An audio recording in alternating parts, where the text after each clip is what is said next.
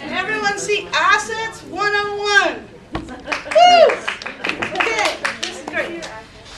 Okay, and here's the other great thing. Barbara and Jenny and I drove to Santa Clara several times already since school started. So all you had to do was come here. Parking might be a little easier at Santa Clara, but you're here each month. You don't have to drive to Santa Clara. We're going to do this for you in the library at your school where things are comfortable and familiar and convenient. So yay, we're saving gas and the planet as well if you just come here. Thank you. Yay! Okay, so let's get started, and I'm going to tell you right now, even though I'm on video, sorry Project Cornerstone, some of this is a little dry, so we're going to zoom through. Okay, so Asset 101, an introduction. Oh, maybe we're just going to, now come on, I had my, oh here we go. Have you heard of Project Cornerstone? What? Okay, we are looking at the, that's pretty small, sorry. Should we move it back? Can you make the full screen on your iPad? On the iPad, if you can make a full screen. Oh, there we go. Oh, hey, look at that. That's better. But that'll go away in a second. Okay, so we're looking at the 3 P's of Project Cornerstone. We're looking at personal behavior, which is education, outreach, and training of all of you readers. We are looking at programs. The YMCA and other youth-serving organizations were a part of putting this program together. And then Project Cornerstone as a program is the school-based program that will take place in the classrooms. And then policy is policy influencing policy at the government and organizational level. A lot of these things, there's all this research and statistics, and so the idea is hopefully learning what we learn, teaching students what we teach, that eventually this sort of trickles up or perhaps trickles down in the form of more funding and support, realizing, oh, these skills are valuable and important to our students to learn. Hold on. Oh, this will be fun. Can we zoom? Hey, we already heard of Project Cornerstone. Thank you for your patience. That's better. Woohoo! Okay, great. I'll just scroll this. Okay, so what is asset training? What does that mean? Am I going to teach you how to take care of your financial assets? No, I'm teaching you about developmental assets today. And so these are, as you can see, we can all read because it looks so nice. Positive values, relationships, and experiences that youth need to thrive. We're going to be building developmental assets as ABC readers. That's what you're called now, in case you were wondering. You're not just so-and-so's mom. You have an official title for being here. You are an ABC reader. Yes. Okay. You'll be building these developmental assets by creating thousands of moments in time when children and youth feel valued, respected, and known. And the idea is similar to playground parents, if I can just sort of share a little love that way too. As adults in your children's school, in your children's community, you are building community by being seen as a helper and someone, oftentimes even as a mentor. So really, as an ABC reader, you are doing something positive to continue to build a positive community here at Laurel School.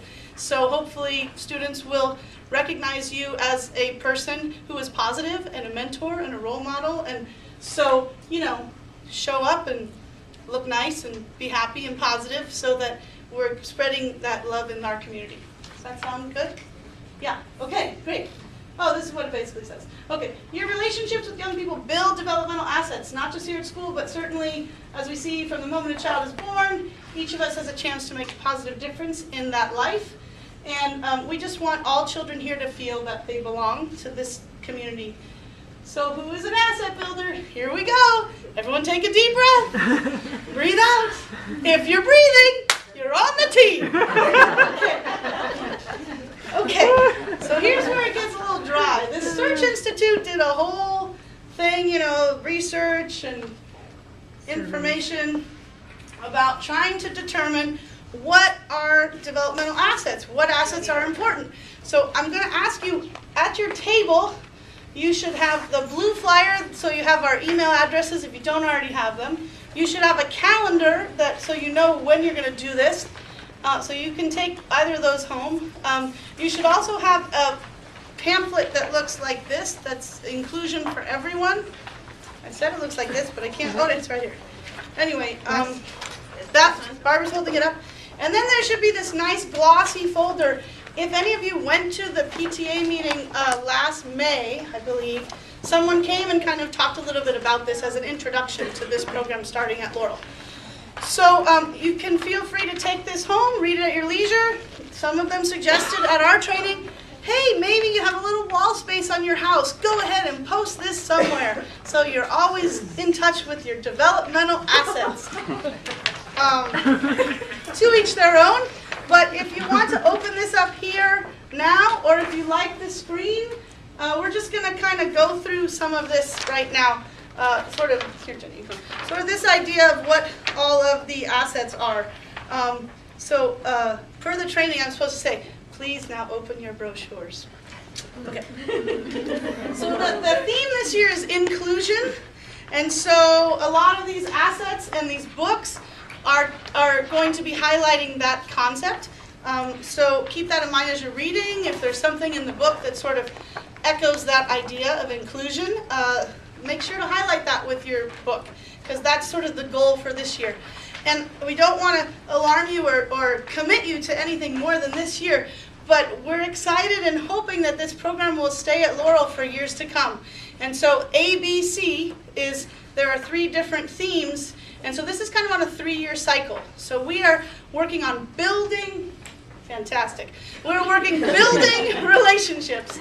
So that's the B of the ABC program. So hopefully you'll do this and think this is wonderful, and hopefully the school will think it's wonderful, and we'll come back and do this again next year and work on C, and then the following year A, and then we start over again. And so this training, you may think, oh, would I have to go again? Yes, because you'll have so much fun. You won't want to miss it. But more importantly, your child or your grade may change, and so the lessons then are a little different in terms of the questions and the activities and things. Okay, great. Let's see if this word comes back eventually. Guess I should have said, okay. All right, so we're going to be looking today at the developmental assets that are the most important of this particular theme or this particular program. So feel free to look at your brochure or look up here. You can see that there are a lot of different assets here. Okay, they only have this one highlighted. So, oh no, wait. Yep. So, oh, look at that. I skipped ahead. Oh, now we're going back. This is so fun. Okay, so the top 6, as you can see there, they're sort of broken down into different sections. You've got support, empowerment, then boundaries and expectations, constructive use of time. If you have this poster, I'm just going down, you see there the red highlighted themes. Commitment to learning, positive values, social competencies, and positive identity. So as each month when we're going through these trainings of the books, we may say at some point, oh, this is highlighting asset number 17. And so if you notice here, that would be, oh, asset number 17, they're numbered in purple down the poster. They're numbered in purple here on the left side of the screen. So I'll pick one here. Oh, asset number 1, oh, family support. So this particular part of the lesson or the book is highlighting family life and how that provides a high level of love and support. Does that make sense? Great.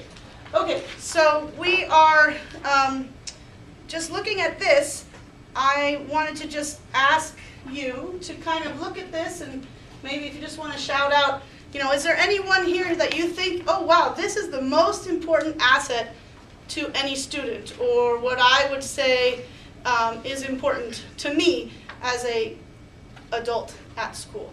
Is there any one of these you think sort of stand out as something that we may want to try to highlight or hope students live? Caring school climate. Caring school climate. Fantastic. Yes, that's what we're trying to create just by being readers here. Anything else that stands out for anyone? 15. And I know now you're reading in the dark, so you have to work a little harder. Yay. 15. Which one? 15. 15. Asset 15. Positive peer influence. Definitely, yes. You know, not only friends at school influence students' behavior, but hopefully we as adults can also be a positive influence. Maybe not their peers, but certainly in the community. So we may fall under caring adults, for example. Any other ones that stand out for anyone that they think? 32. 32. Planning and decision making. Yes, we want our students to be able to make good choices and to plan ahead. And so a lot of these books and activities and discussion after the book will give an opportunity for students to learn some new skills or have a tool to use. For example, one of the books is about bullying. So there will likely be some things in that story that hopefully students can take with them out of the classroom and then call upon when needed to deal with that particular issue. Not just at school, maybe, anywhere. Any other assets that stand out to you? 33. 33, interpersonal competence.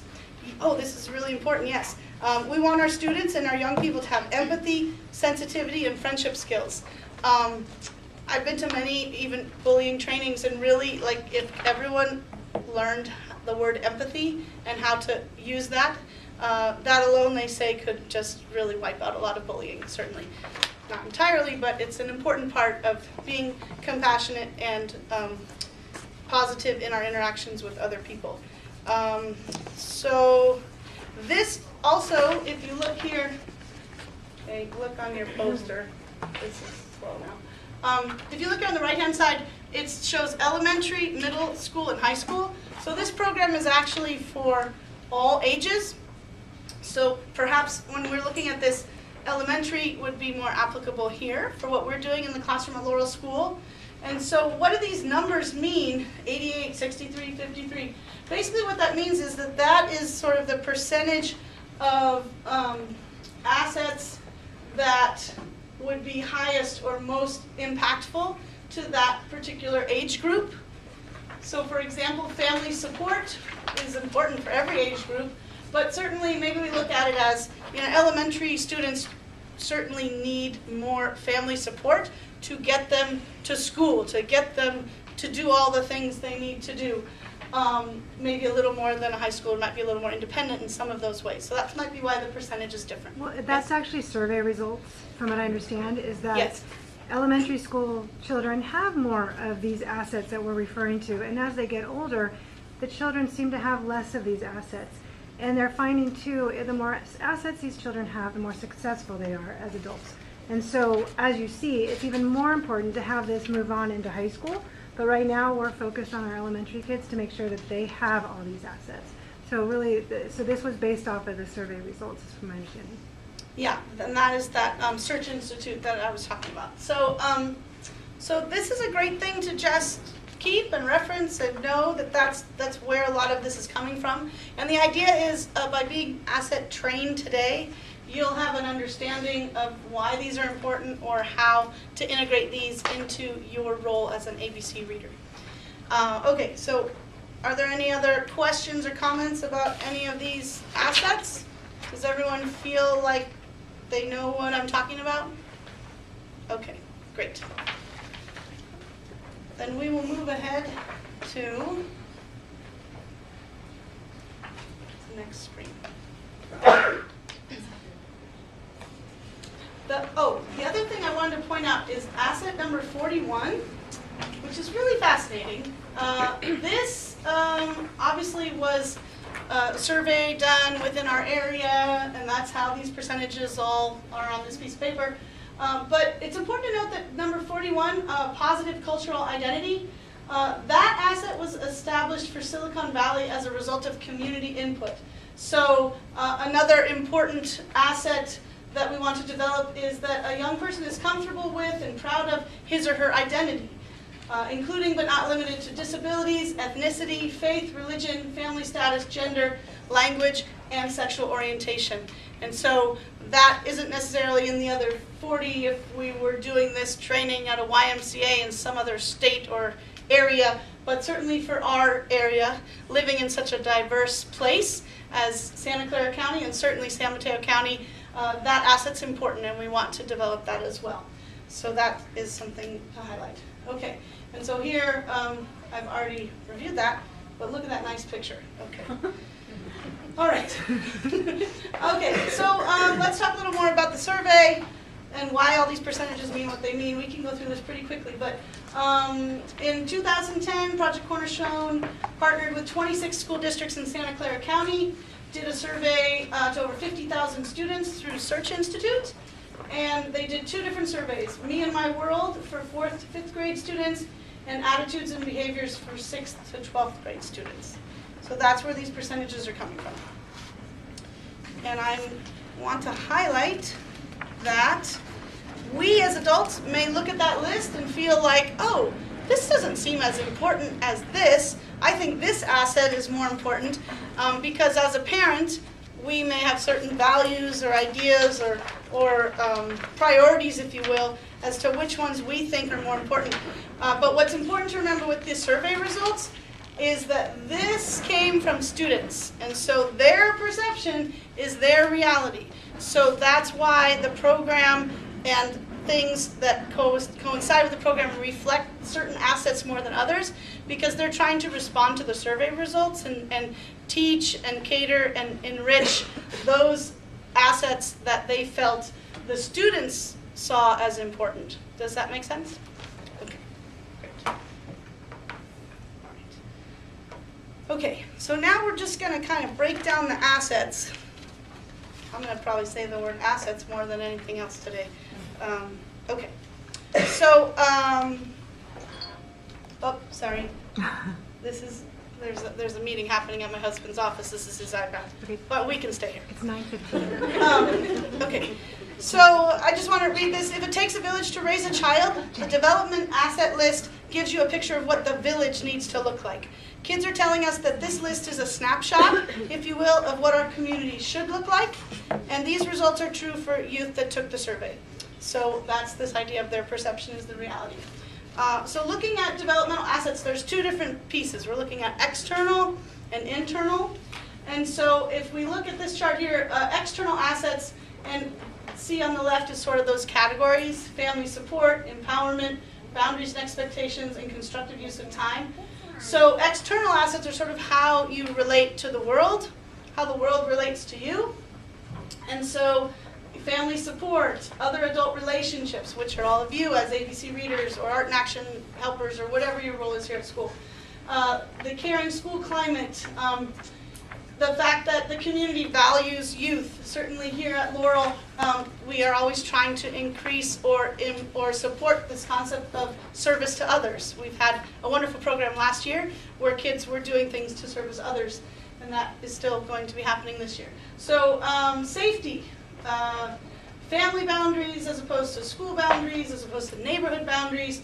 All of these things are really sort of feeding, if you will, into this notion of how the community relates to youth, and then in turn how the youth would relate to community, just in terms of the structure. Does that make sense?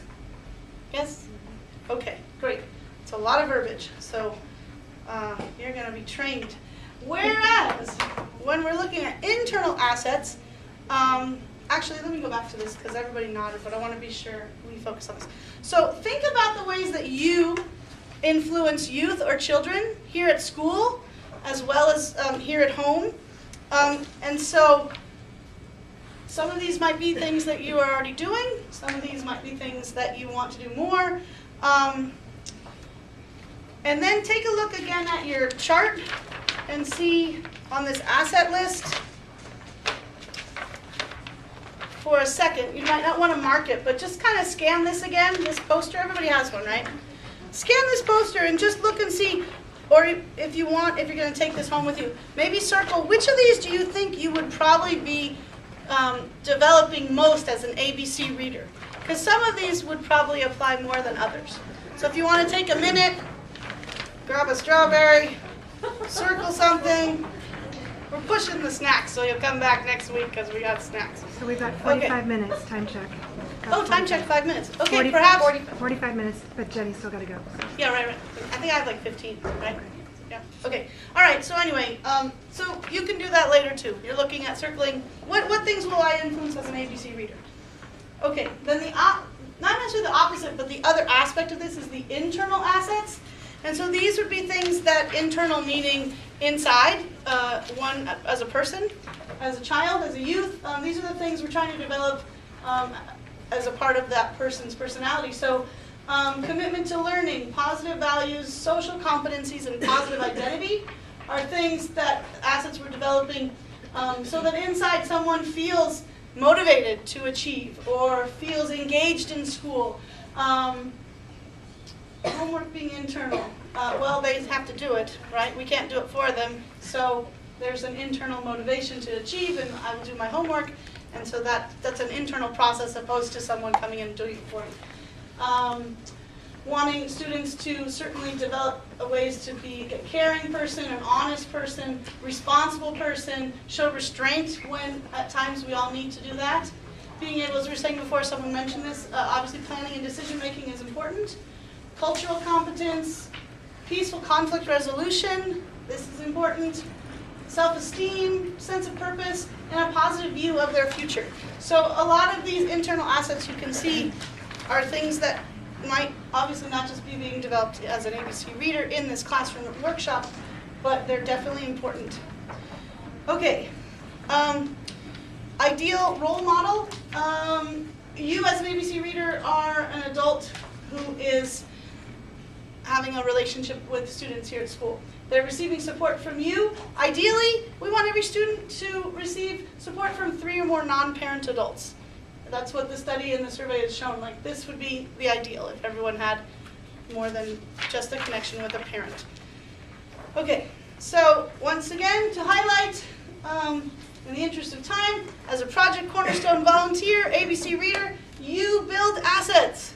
Want to say it together? We build assets. Oh, I can't hear you. We build assets. Look how fun this is. Okay. So make asset building part of your daily life. Even when you're not in the classroom reading, we want to still try to be a positive role model to students. We want to let youth and children know they're important.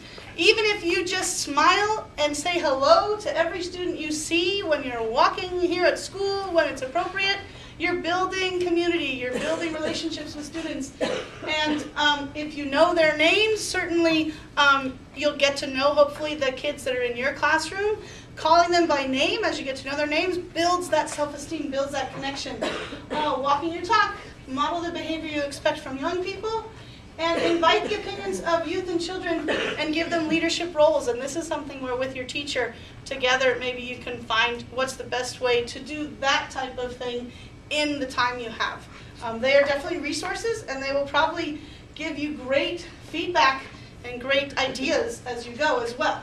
You'll probably find that 30 minutes is not enough time, and so you'll have to really make the most of the time you have, because given the right platform, kids could talk for hours, especially about some of these stories, because there's a lot of, the moral of the story is this, and everyone has a connection or an idea or an opinion or a feeling to that. So we want to just be respectful and demonstrate how to be positive even in that. Okay, so the idea basically is the more assets, the better. Youth with low levels of assets engage in significantly more risk behaviors than youth with higher level of assets. So the idea here is just having this program at school is sort of hoping to build in developing some of these assets, and social emotional learning being as important as math and reading and science. And then our children will be more well-adjusted or certainly more enriched. And so the goal is if we can have 30 to 40 of these assets sort of developed, kids and youth would be more thriving, or that's the goal. As you can see, as you go lower and lower, if kids only have one of these assets, or 1 to 10, for example, they may be more at risk for other behaviors or problems down the road, or even right now, you know. So there's research, there's a reason. Here it is. You can see this beautiful color chart showing, at least let's just focus on grades 4 through 6. Their study showed that in 2010, 36% of youth were thriving based on this sort of model and this look at assets and what was important in terms of how things had been developed. And they felt that 22% of youth were at risk or vulnerable.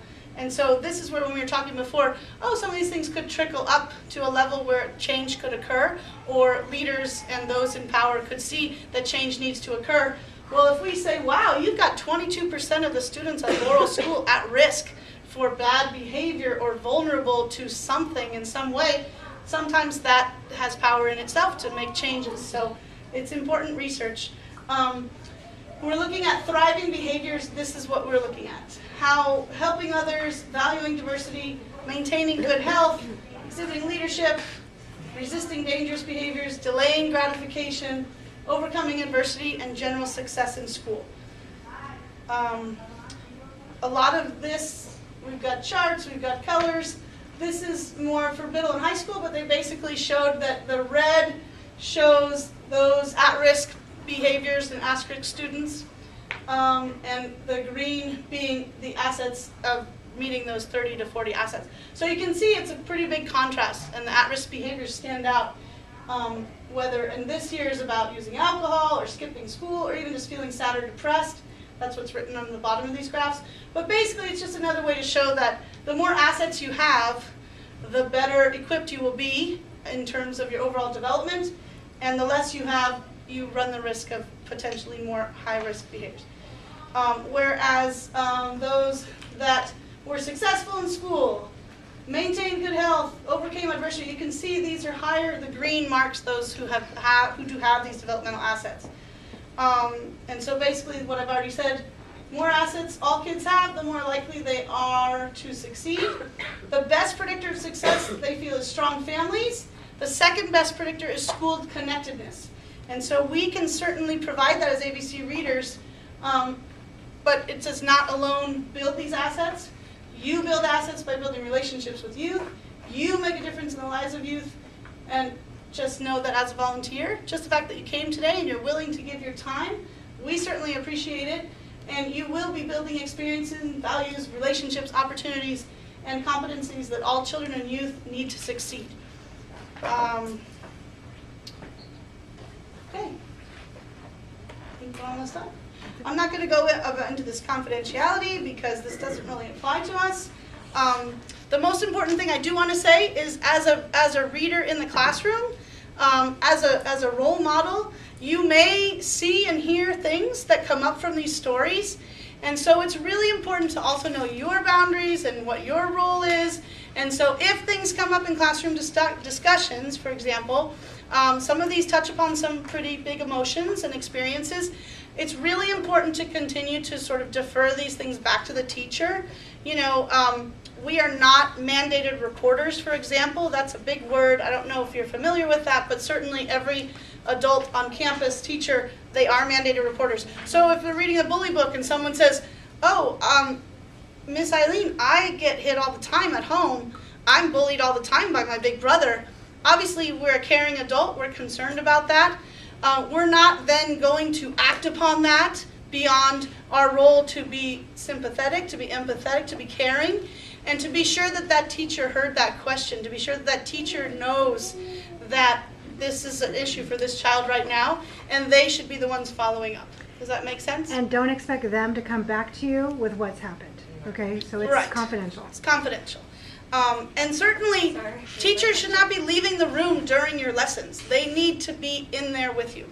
Yes? My licensure actually does make me a mandated reporter. Right. But not here. Right. But You're not not here. here. Not in Because, this, yeah. you know, mine Not does in too. volunteer I'm a licensed Correct. marriage and family therapist, and Correct. so I'm always having to be Great. aware of what my role is in certain environments. here's what I'm doing So here, here, our and- role is ABC reader Yeah. for all students, Okay. reading a story, and so it just, it sort Good of, question. the teacher trumps our And they verify this through the program. Yeah. Because Great. I mean, I'm a substitute. I have the same Yeah. exact thing. So Yeah, it's, I'm like, yeah. so As a what is my volunteer, role? you are not, but in your job, you are. Okay. So I don't think we have to do this because everyone's done this already. Does this look familiar? Has everyone been able to sign in and do an This application? is what was online. Is there anyone, raise your hand and don't be shy. If you haven't done this, you've never seen this. Okay. It's really fast. So It's connect really with long. Barbara or Jenny or I after the training and we can help you. But this is what it looks like. And then if you want to get further into the website, you hit that ABC button, that ABC button at the bottom, the blue one. Blue? And then it'll take you to Volunteer Center, and that's where you can find information about the books. And there's so much information there. there's It's too much. It's a very It's too much. That's why the Yes. binders are going to be your best friend. so there's lesson plans in there for you to look at, as well as we're giving you a hard copy. But there's things in there like ideas of crafts and other things. There's a lot of information. It's a lot to look at. So we don't want you to have to go in there too often. But if you did, you go into the ABC button, that blue button at the bottom, and then that'll take you into, you just want to go into the Volunteer Center, and then you can go into building year where all the books are, and then you click on that book, and then all this information for that book comes out. Okay. And we can kind of show you as we move forward. So. Okay, so moving forward, another question? Yes, I just have one quick question, and I Yes. asked Jennifer about this. okay. When I filled this out, I think I got to the end of it, but I don't recall getting any confirmation, or is there, did people get An a, email, you should have gotten an email. Yeah. You should I got have. an email right away. And when I go in today after this meeting, I'm going to go in and approve all of you from going through Asset 101. And if you're not in there, I'll let you know. Okay. Because your name will be there now that there's a. okay, that's what I was kind of wondering. Yeah, so I'll let you know. So Barbara already talked about this. You have a question? I'm Yeah, just so gonna scroll while since you we're ask. a pilot Yes. school, Yes. Yeah. are we gonna get before and after data that shows like relative to all of these So assets? that survey was Santa Clara, San I Jose, understand, yeah. and they actually are doing new surveys right Okay. now This year. but Okay. it's Santa Clara, San Jose. So once those surveys are done, Okay, then everybody will get that information. But San Mateo County is not so as part of it. as part of the pilot, they're not doing it before If- and after? I would think that at some point that would be useful. And so I Right. think our goal this year is to sort of, share this program with the school. And of course, everyone's going to say how wonderful all of you are and how wonderful this is for the students. won't have any And it's data. going to spread the No. word. And then I wouldn't be surprised if then surveys are done. Because really, wouldn't this be great if it was in every elementary Well, school and in the our school district? district is looking Yeah. for a program similar to this, so we're kind of testing it. How I are they mean, just measuring kind of knowing that they would success? take a baseline to see if it was worth it over time. So in the next year or two, I would assume the district, if we choose this as our school district's pet project, then we'd be able to be tested similar. So But as part of the as pilot, of right now, they're we not don't doing any have- before and after testing. not as yet. The fact of the matter is that every school sort of has certain programs they have to do or they agree to do. And so this project and this program is actually covered under our LCAP funding, which said submitted to the state for approval and all those things. Right. At Laurel School, we are going to teach social and emotional learning through Project Cornerstone. A few years ago, it said, at Laurel School, we are going to teach social and emotional learning through Soul Shop. So it is required. This is a school program that's important, recognized, and all those things follow suit. So hopefully we'll have No. all these readers or more for next year, because the program will likely continue, and then those things are probably analyzed. And we can ask we'll do a survey, I'm sure, at the end of the year to kind of see what teachers thought and kind of maybe what parents thought or saw, playground parents, and so we can do that on our end Yeah. to give us an idea of what we see. Right. So another quick question. You mentioned that this is sort of its own sort of siloed thing, and that teachers aren't being trained on it and things like that, right? Do I Well, understand that they'll be correctly? trained in terms of they're informed and they're Okay. aware. They already have received the calendar, list of books. They have been informed. They just don't attend these particular And it's not trainings. integrated into the curriculum, right? It's not the broader I curriculum. think the Not goal at is this that they will point. Yeah, integrate they it more and Right. find those opportunities in all their other lessons during the day to integrate some of the language and the ideas. So for Wait, example, wait, Soul Shop Okay. was, someone came in to the Right. school and was hired by the school to actually do the development. She would have assemblies. And so the teachers were kind of taught at the same time, but they'd done it for so long that the teachers were very aware of all the terminology after like the third year. Right. So same type of thing is going to happen here. As right now with the new principal and